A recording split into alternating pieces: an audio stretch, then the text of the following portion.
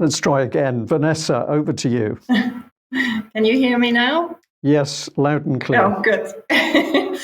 So basically, we started talking about the situation in Northern Syria, which has been heating up for the last 2 weeks with the buildup of Russian and Syrian Arab army troops.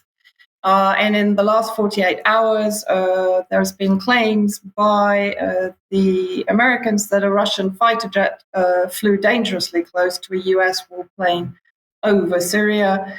And just moving on to the next section, Brian.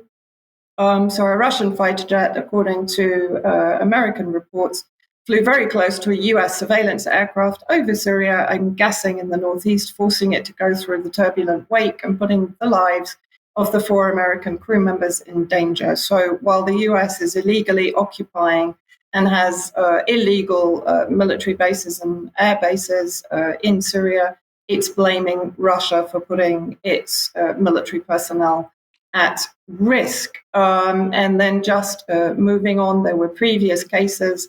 I always find this language quite amusing, that a Russian fighter jets are harassing US drones over Syria twice in 24 hours. A Russian Su-35 forced 2 French Rafales to take evasive maneuvers over the Iraq-Syria border on Thursday, as the Pentagon warned of increasing harassment by Russia. I would also note here that Russia has also been bombing the terrorist positions around the Al-Tanif US military base, unlawful military base in the southeast. There are claims by Washington also that Russia and Iran are quietly coordinating in Syria to pressure the US to leave Syria, which again is under international law perfectly acceptable, that the US stops occupying Syrian territory and resources. And then moving on, we have a statement, which is an extraordinary statement from the US Defense Department about the use of cluster bombs by Russia in Syria. Let's roll that. There's been reporting that the Russians are using cluster munitions in Syria, which we also find to be irresponsible. These munitions will, they have a high dud rate, they can cause damage to, they can hurt civilians, and they're just, not good. The same cluster bombs, of course, that the US is currently supplying to Ukraine, but Russia uses them, they're bad. America uses them, they're good. And then let's have a look at the news section on the buildup of American troops in northeast Syria. 2,500 10th Mod Division soldiers off to combat. Members of the 2nd Brigade combat team heading to Iraq and Syria. Today, the division held a ceremony officially marking the deployment. 7 News reporter Chad Charette was there. Friday morning, soldiers geared up for deployment overseas. Commanding officers wished them well. This combat deployment is significant. It's significant for the soldiers and the families of this brigade, for the 10th Mountain Division, and for the United States Army, because once again, we are called to lead the way and to start another climb to glory. 2,500 members of the 2nd Brigade combat team will be spending the next 9 months in Iraq and Syria as part of Operation Inherent Resolve, an ongoing military operation to defeat the Islamic State. They're well trained, they've been there before, and we have recency in this division, and so they're going to succeed. But before their departure, a ceremony symbolically sending off soldiers. Attendees bowed their heads for an invocation.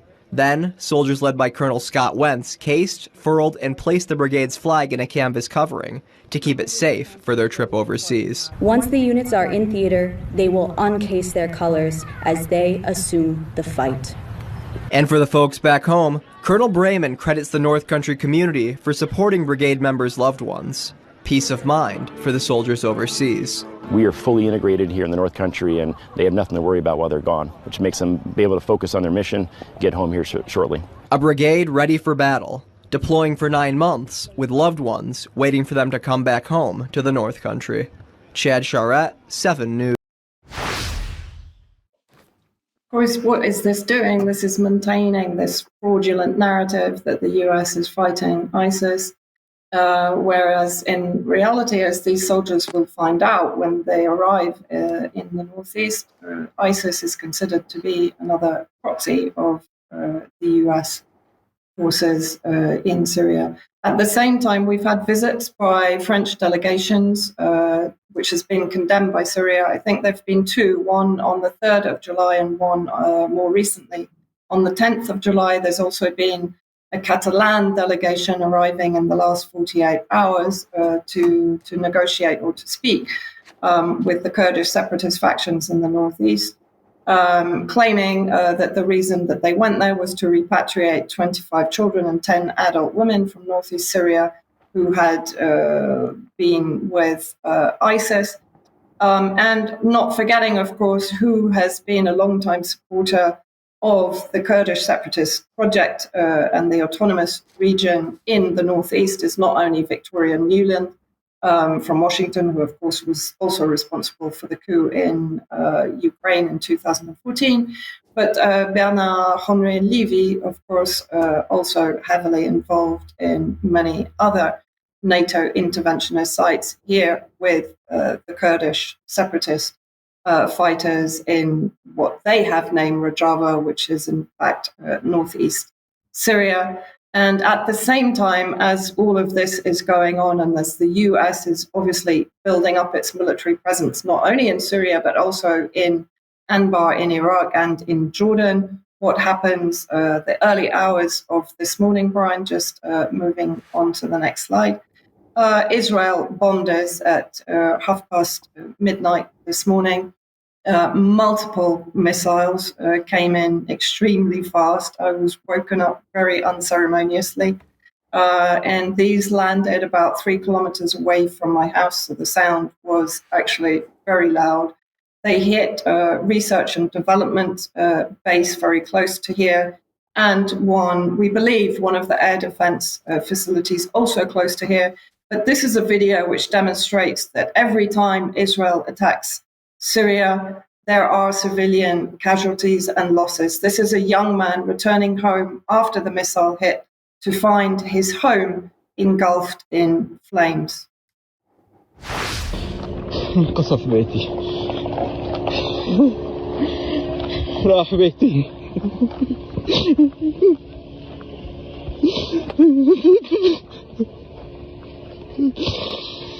يا الله. As if Syria hasn't suffered enough, the civilians have to deal with this on top of all the other hardships they're going through. Vanessa, thank you very much for taking us through that. Of course, the hypocrisy over the cluster weapons, just phenomenal that somebody should be there in front of a camera talking about the cluster weapons. On the Russian side, this is terrible, but of course, if it's the US pumping them into Ukraine, it's absolutely fine. Hypocrisy, but also the deployment of troops. And I would suspect that as things ramp up in Ukraine, very fierce fighting on most of the fronts and a lot of extra pressure from the Russians. This is an attempt to increase the pressure on the Russians in Syria itself. Do you see it the same way, or do you think there's another reason for this sudden activity? Well, the sudden activity has been going on for some time, but yes, I do think that there is potential now for another escalation on the Syrian front, either to try and distract Russia or on the basis that they think Russia is distracted in Ukraine. I mean, I can't get inside an American's head. It's very difficult. But certainly, you know, what they have demonstrated with the Captagon Act and all of these other acts and sanctions is that they are not going to release their hold on Syria without military escalation, basically. Okay, Vanessa, thank you for that. Obviously, a key question is around the we. Who is the we? Who are they? I'm going to say a big thank you to one of our audience that sent in this, in fact, video clip we'll come on to in a moment. But the article here is a Moldova, former Moldova MP, Roşca. He's talking about multipolarity, but really he's talking about only one center of real power. I've broken this down into 3 little clips. Let's have a look at the first video clip. Allow me, I would like to start with my personal intellectual biography. I was obliged to make a paradigm shift several times in my life. I started as Soviet child. Yeah, I was born in USSR. My first paradigm shift was when I understood the essence, the dirty essence of communism. When I became mature, because I became student, I understood the conflict between USSR and the global communism and the liberal West, the free part of the world. Of course, I became anti-communist, anti-Soviet activist and journalist and politician and so on. And I was sure at that period, 35 years ago, that my country must be part of collective West. Not only myself, my generation had the same way of thinking, the same vision.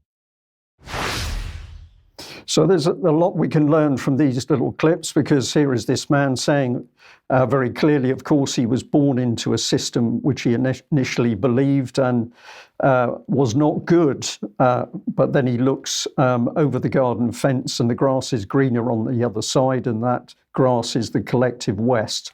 Let's follow the clip through. It exists. Worst part of the world, the worst, yeah, Soviet communism and Chinese communism and so on, and the Americans and Europeans, who are our dream, yeah, our dream, political dream, imagination was limited in this kind of interpretation. Bipolarity, it means good guys, bad guys, yeah. We didn't understand in that period the result of the Second World War. Who gained? No, not who won, who gained. Yeah. After that, I used to be street fighter, and I printed first generation of leaflets and the clandestine newspapers and first meetings, street protests, first anti-communist party here in my country, Republic of Moldova. After that, I became a member of parliament four times. I was twice vice chairman of parliament, and I was during 25, I think, years leader of party, Christian Democratic People's Party. So things begin to change, and we'll do the final clip as we see the whole frame of reference shifted. And what are we looking at? Things beyond the West and the collective West itself that are controlling the global agenda.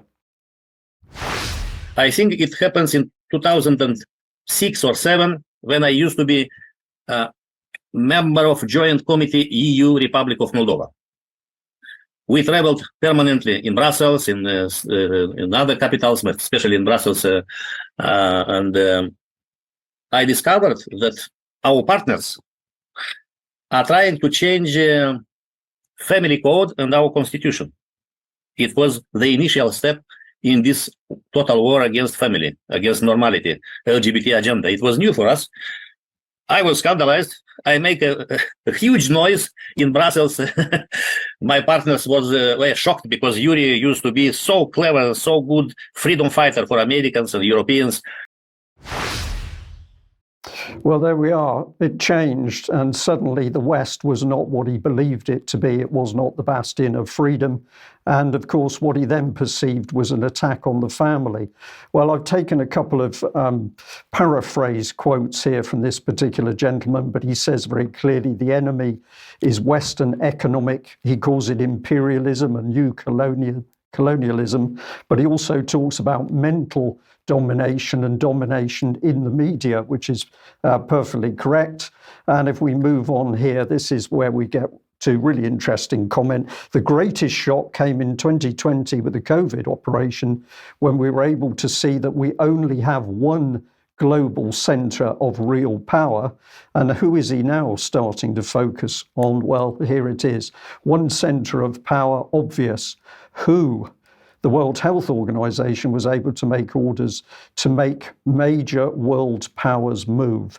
So are we simply in the realms of powerful countries manipulating the people, the pieces on the world stage, or are we talking about agencies controlled by clearly very powerful people and money who are controlling the nation states themselves?